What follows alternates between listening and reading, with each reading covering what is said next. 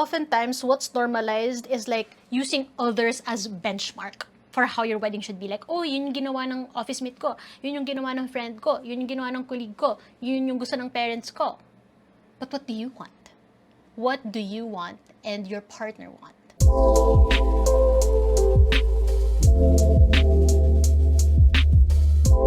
What's up guys, it's Nick. Today we're doing another Get Ready With Me where I share money lessons while I do my makeup. It's a fun time. We're specifically going to talk about wedding requirements that should not be normalized in the Philippines anymore. And what better way to do that is by putting on the makeup I wore on my wedding day. So let's get into it. So first off, I have sunscreen already because on your wedding day, you're always going to be in front of the sun and all of that. So make sure your skin is still protected. And I'm just going to put on primer so that my makeup lasts longer. So if you guys don't know, if you don't follow me on Instagram, I did share there that I did my own makeup on my wedding day. I think I also mentioned it in my last video where I shared how I planned my intimate wedding, financial stress-free if you haven't checked that out.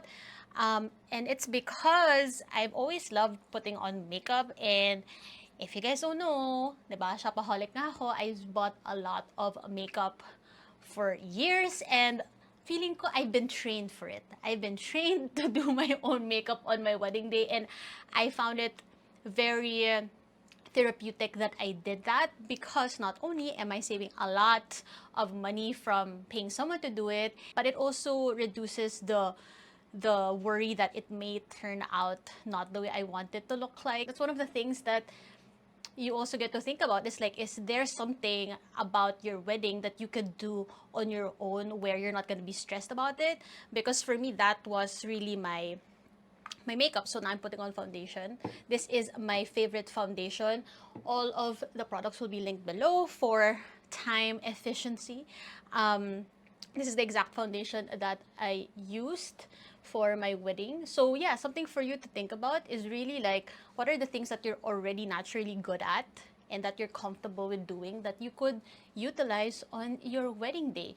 Because yes, makeup is my strength. Like, I'm comfortable doing that. I know what looks good on me, what works with my skin type, but what I'm not good at is hair. So I'm not even gonna try to do my hair like how I did it in my wedding, because I had to hire a stylist for that. When it comes to what you'd want to utilize or outsource on your wedding day, and I feel like that's one of the things that we should definitely normalize. Like, if you can do it yourself, if you can get help from someone you know, then do it. So that's on a side note. But now let's get into the meat of the video, which is wedding requirements that should not be normalized in the Philippines anymore while I apply and spread out my foundation. Having attended weddings and also having my own wedding, it's like I noticed that there is this unconscious requirement or prerequisites that we're supposed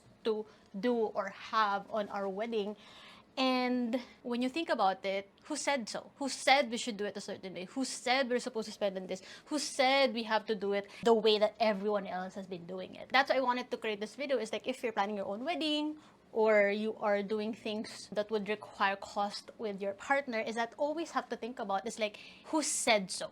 Who said it has to be done a certain way? Because the moment you challenge that, and that's what I really wanted to get from this video, is really challenging the norms, the status quo. Because if it's going to do more harm than good, then it's about time that we challenge them. So starting off with the wedding requirement that shouldn't be normalized is this: inviting guests out of obligation. And I'm going to trigger some people out there, but I swear this is the biggest thing that could cost you if you keep following this norm, this rule that nobody put on stone, you know? And that's why I, with my own wedding, I've been so intentional about, am I inviting this person out of obligation or because I really want to?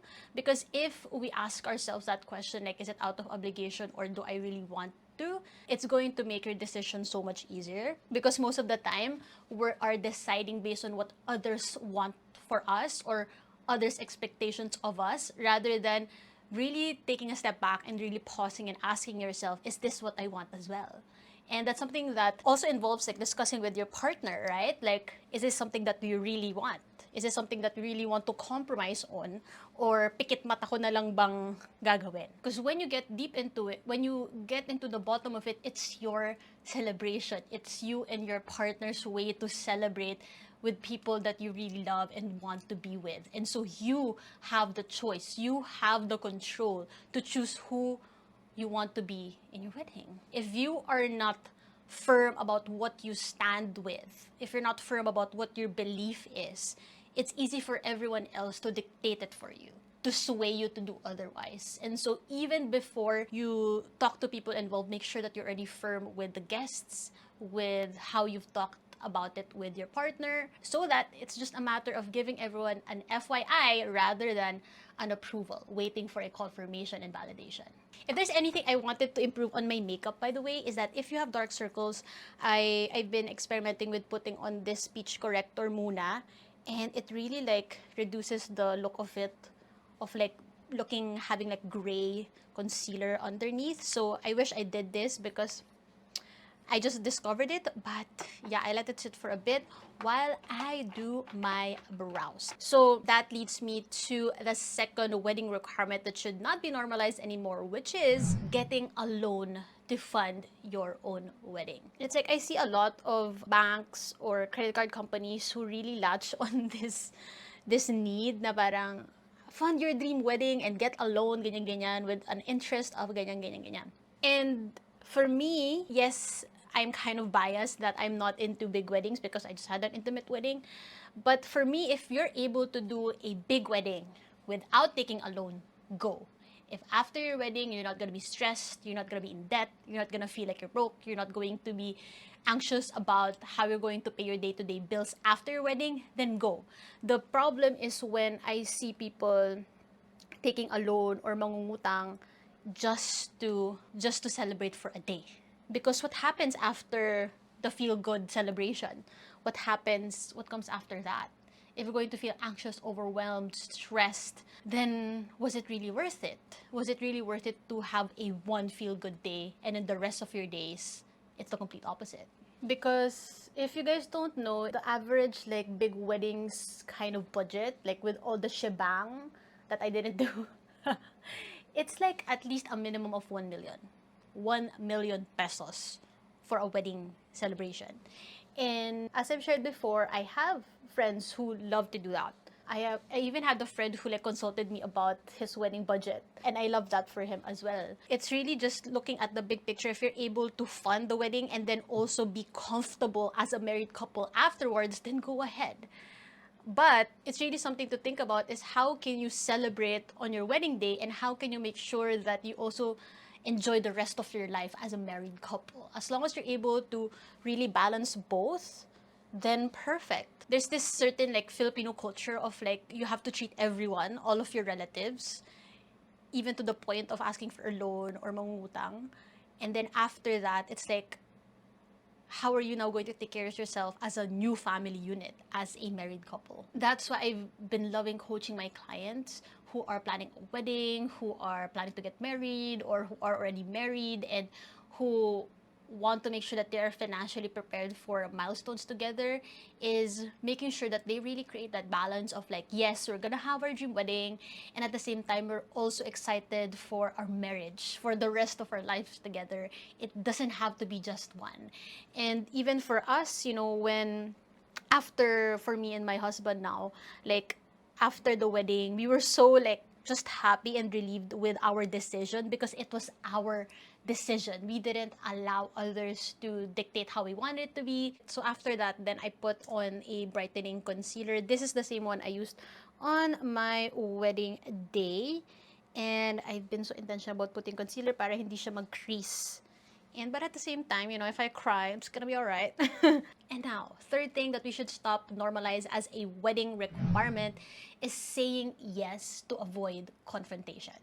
Oh, this is a big one. Because what I noticed is that if you are a people pleaser or if you like to always please everyone around you to the extent that you compromise yourself and what you really want, this is a big one. weddings can really amplify that, because you have the things you say yes to is just as important as what you say no to.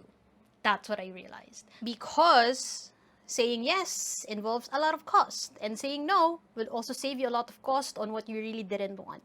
And the biggest thing that I noticed with my clients who are planning their own wedding, it's really a lot of really overcoming a lot of people pleasing tendencies, and money can really amplify that. It's like, oh, if I say yes to this, then people will like me. If I agree to this, then I won't have any conflict and everyone will be happy, right? But then, up to what extent? Up to what extent are you also happy with that decision? Because at the end of the day, you're the one who's gonna pay the bills.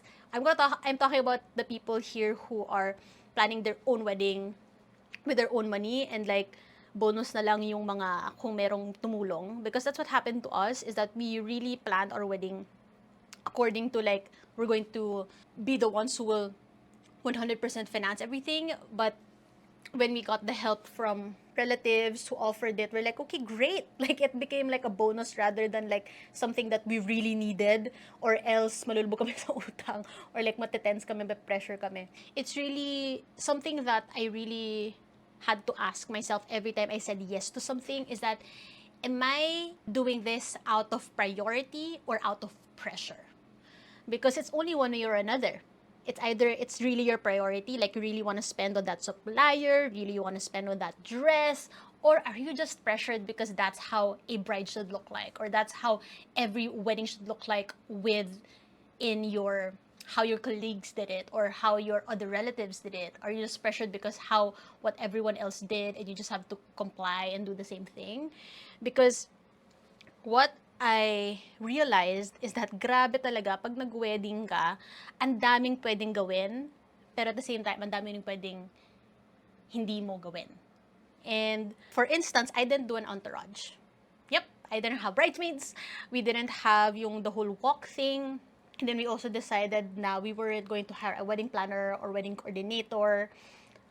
Even though like our photo videos suggested that we should have a wedding coordinator on the day, I didn't. And it was because it wasn't a priority. It was because I already asked my older sister, who's really good at events, who's already planned a wedding before, to help facilitate the on-the-day coordination for the wedding. But other than that, like sa wedding planning, ako yung gawa ng wedding planning. Kasi there's a lot of things a wedding planner could suggest, could do for you, and I just didn't want that kind of additional suggestion. I really just wanted to keep it as simple and bare minimum as possible, because I knew it was unconventional to do it that way.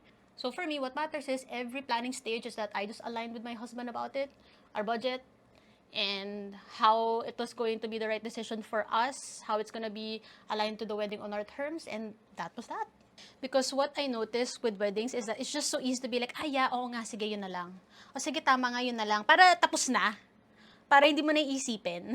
But the thing is, saying yes to that now could cause you worries and stress later on. And so, it's better to face the problem or issue at hand right now and really think about, is it really a yes or a no? So that when it's done, you're like, oh yeah, I'm happy I made that decision. That's why I wanted to speak on this, is that we should stop normalizing saying yes to everyone just to keep the peace, just to avoid conflict, because at the end of the day, it's going to be a bigger conflict if you don't face it right now. And ultimately, before you say yes to everyone, make sure that you're saying yes to yourself first, saying yes to what you and your partner really want, so that you're going to look back at it and be like, yeah, that was totally aligned, that was totally a priority. I was not pressured to do anything I did not want to do and spend on. To achieve the feathery brow look on my wedding, I love using this brow gel to flick my eyebrows. So, hindi ko siya sobrang finil-in kasi nga gusto ko very natural siya, like this. And it really stayed in place, this brow gel. Para siyang hairspray sa kilay. Now to powder the face, which is so important if you want to let your makeup last long. So I just use this translucent powder on this sponge. Going back, that's why it's so important that before you have your wedding, is that you really take a good look at how you are managing your money, what habits you have around money, because that will really be amplified when you have your wedding, because it's a bigger scale of spending, bigger scale of saving money. Because if you are feeling impulsive with your money right now, and then you have your own wedding, you're gonna also be impulsive, spending on things that you're gonna regret later on.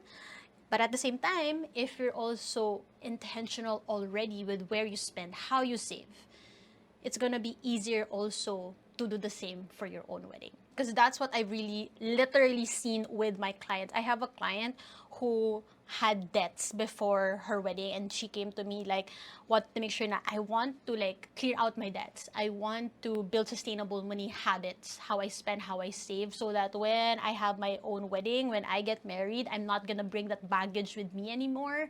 And I'm just so happy that I get to help my clients that way, that they get to fund their own wedding. They get to have their dream wedding vacation debt free.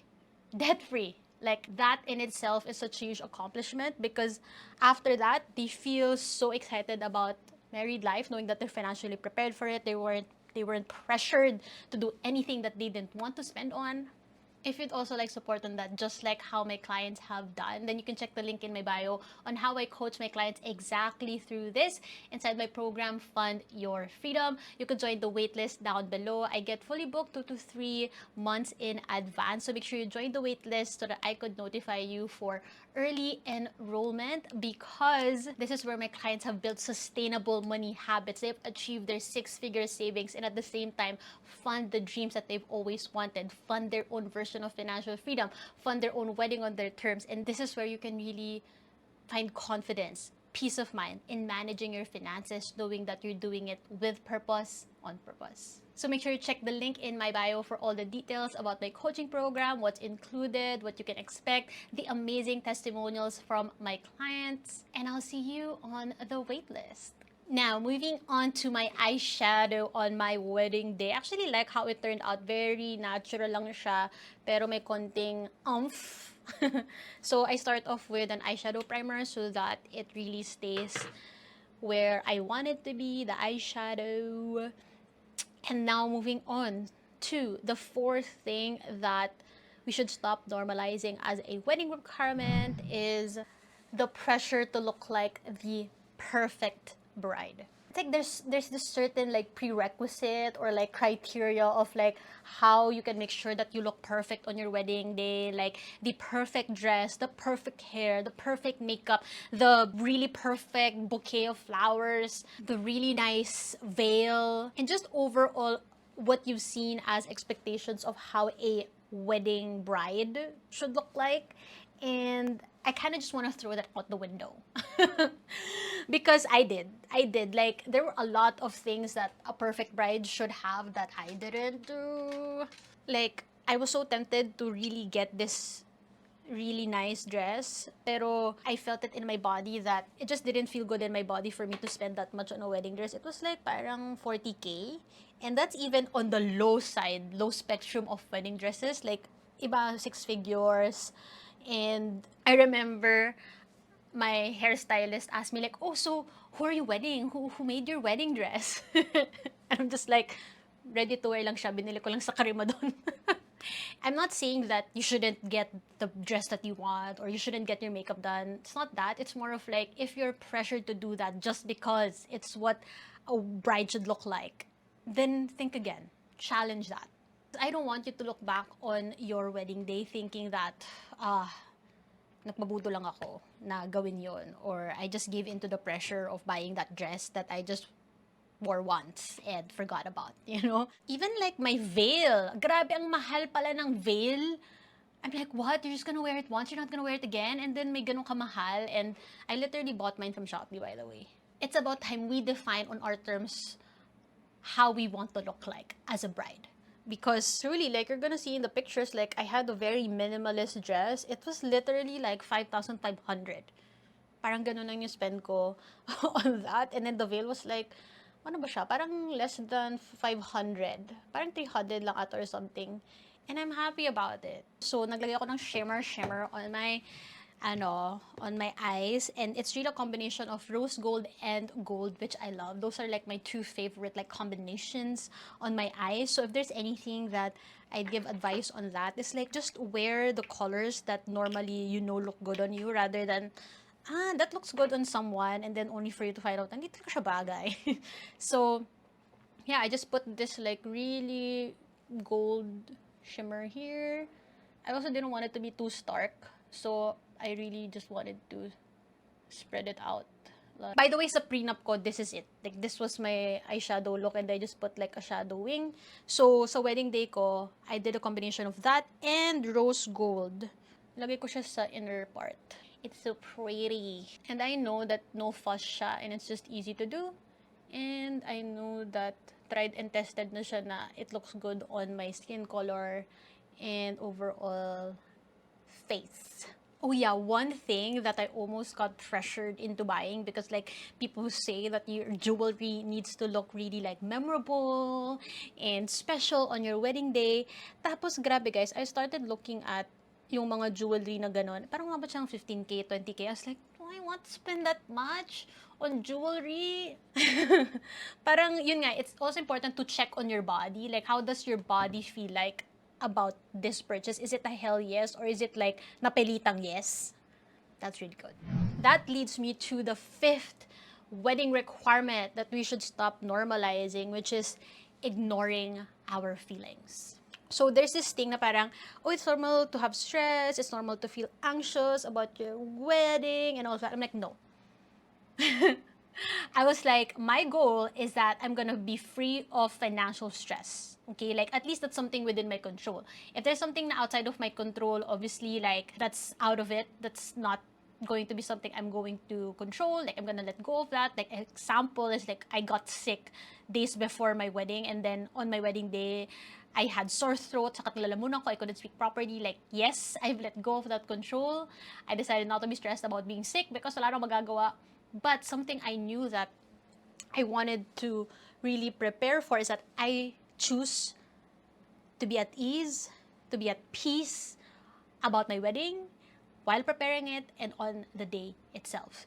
And I notice my feelings. If it's something na parang, parang why am I getting worked up about this? Why am I panicking about this? Like, I check in with myself. Why? What's happening? Because usually that feeling could actually be a sign for like, maybe you shouldn't do that. Maybe you shouldn't say yes to that. Maybe it's okay to say no to that. And that's why, like, even when I coach my clients, I really ask them, like, how do you feel about that? How do you feel about this? What makes this scary? What makes you feel anxious about that? Because our feelings can actually be signs for something that we actually might be ignoring, we're scared to confront, or it could also lead us to the right solution or to the right decision. Because alam mo yung parang nino-normalize sa Filipino culture na parang wag kang maarte, wag kang iyakin, wag kang mag-emote dyan. Okay? It's stop that. Stop that. Parang if this is bringing up emotions for you, ask yourself, why is that? Why are you triggered about this? What triggered you about it? Why are you suddenly stressed about it? Because that will give us an indication of what you are willing to tolerate and not tolerate anymore. And then once I had that eyeshadow, I literally just did a wing, which is a wing that I always do. So alam mo yung hindi na ako kinakabahan kasi like I've been trained for this to do my eyeshadow wing liner, and I just made it a little bit more exaggerated, I think, on my wedding day para mas kita siya sa pictures. Like, I still wanted to make sure na I still looked like myself, pero level up ng konti. Kailangan intense concentration dito sa wing na to, guys. Pero at least, for me, less pressure siya on my wedding day na parang, oh my gosh, it's this or it's wrong. Like, pag eyeshadow kasi, mas madaling ma-edit out. Madaling i-rectify when needed. You just need a cotton bud and like, done. And it's just so easy to do just like that. I also brought this handy-dandy cotton buds. And I just like sharpen it like that.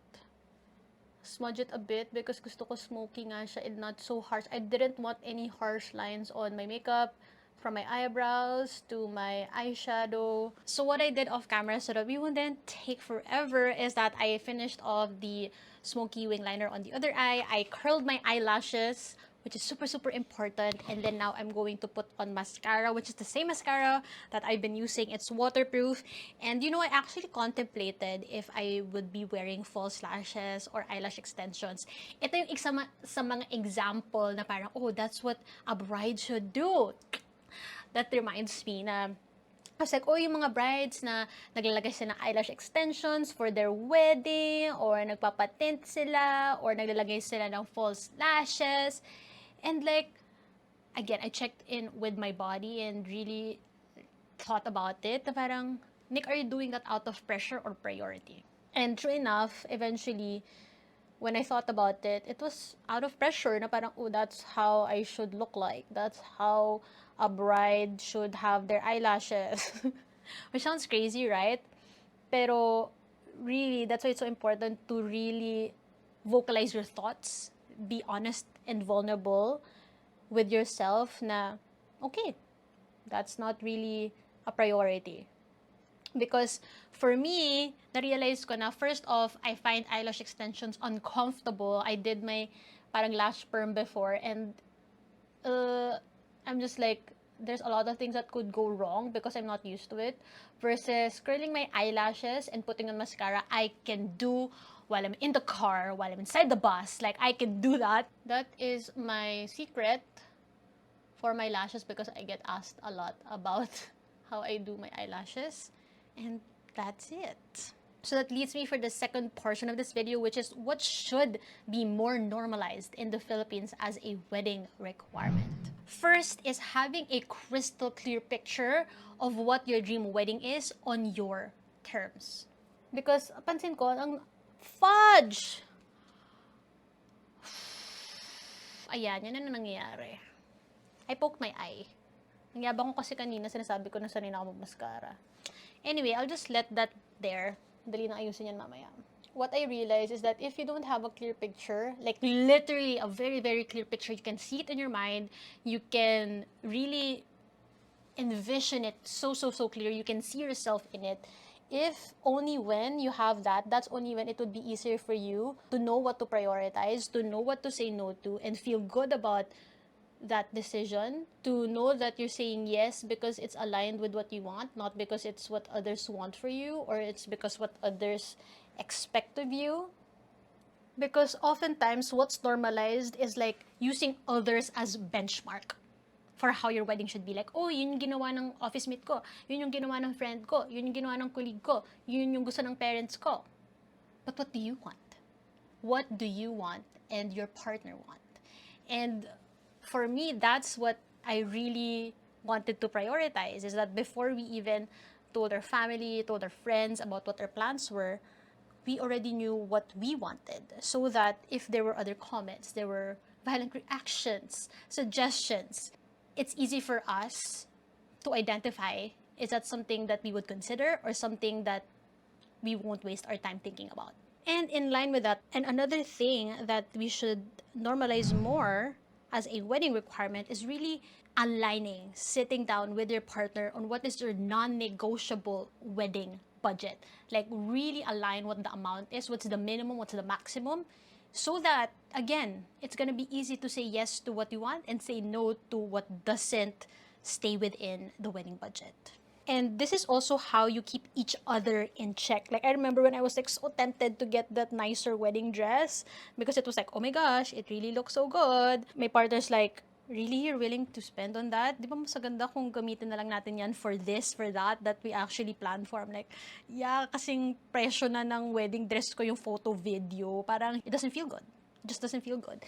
And so also at the same time, when my partner initially wanted more guests, I'm like, this is our budget. Are you willing to go over that? You know, so it becomes easier to really filter what's worth spending on and what's not. Ultimately, you won't have any miscommunication, you won't have any conflict about unexpected expenses or yung magulatan expenses, because even us, we had contingency for those possibilities, and that helps us make more efficient money decisions. And third thing that should be more normalized as a wedding requirement in the Philippines is pre-marriage counseling. So, interesting because like I think with your marriage license and church license, if you're Catholic or if you're other religion, there is this requirement na to get pre-marriage counseling. For Catholic or for the Catholic Church, it's called pre-cana. So it's pre-marriage counseling. And it's like those requirements na parang, okay, I just need to check it off. I just need to get it done. Yun yung something na na-stress ako na sinasabi ko kanina na we weren't able to prioritize that because we're prioritizing other things, right? And then that's when I realized after we did that pre-cana, that pre-marriage counseling, like this needs to be more normalized to really aligning with your partner, really making sure that you're aligned in terms of what to expect in marriage, how you're going to manage your money together, how you think about building your own family together. Like, I really didn't think na it was gonna be that deep, at least what we got. So, alam mo yung feeling na, kasi usually group kasi siya, na it's just like a webinar of some sort. But then because nga na nakalimutan namin siya or hindi namin siya na-prioritize, we ended up getting a one-on-one workshop for a whole day for this marriage counseling because wala na kaming choice because we were super buzzer beater na kami sa oras and we couldn't attend any of the group webinars anymore. The only thing that we could do is the one-on-one. It turned out to be 8,000 pesos. The normal would be like 2,000 lang kung group. So again, thankfully, like we had the funds for it because we were prepared for such contingencies, for such unforeseen things, and I'm so glad that we did. I will link them below. They're called safam.ph, I believe. I'll link them below if you're interested. And I swear this should be more normalized to get counseling as a couple, to talk about your needs, wants, expectations as a couple instead of constantly being thrown into and pressured into the wedding. We should also think about how we're preparing for what happens after the wedding. Meron nga din doon about money. And so money is really a huge factor, right, of how you're going to work well as a couple. And so that's why when my clients get to really be a master of their money habits, of their how they manage their finances, how they're able to save consistently and save for their goals, they get to also apply that when they get married. They also get to influence their partner with their money mindset, with their money habits. Like literally that's what happened with one of my clients who recently graduated, and she's just so happy that she gets to set that role model to her partner, that because she's changed her habits, she's more confident with her finances, that her partner also is getting inspired by the change in her habits and all of that, because money is really a huge factor in how you're going to thrive as a couple, because a lot of things that you want to do involve cost, involve money. And so it's so important that you get to manage your finances well first as an individual, and then it becomes easy how you could merge those same habits, those same systems as a couple and as you get married. I swear, sobrang crucial yung highlight ko na to. I love it. So I literally just use this like tinted lip balm that I'm happy about, that I always wear. And it's so easy to retouch. Kung kailangan ko lang siya i-retouch, hindi ko naisipin na lampas ba, nasa ngipin ko ba, and I love this. And as I mentioned, if you want to be guided in creating that sustainable financial system where you are confident in managing your finances so that you could feel on track with funding your own goals, then you could check the link in my bio to join the waitlist for my coaching program, Fund Your Freedom. You could check the amazing success stories of my clients who were able to fund their dream wedding on their terms and other goals as a family, as a mom, as a business owner, so that you see what's truly, truly possible for you when you are feeling more in control and more in charge of how you manage your finances. And if you want more tips on money management as a couple, I literally created a dedicated video for that, and I'll see you in the next one.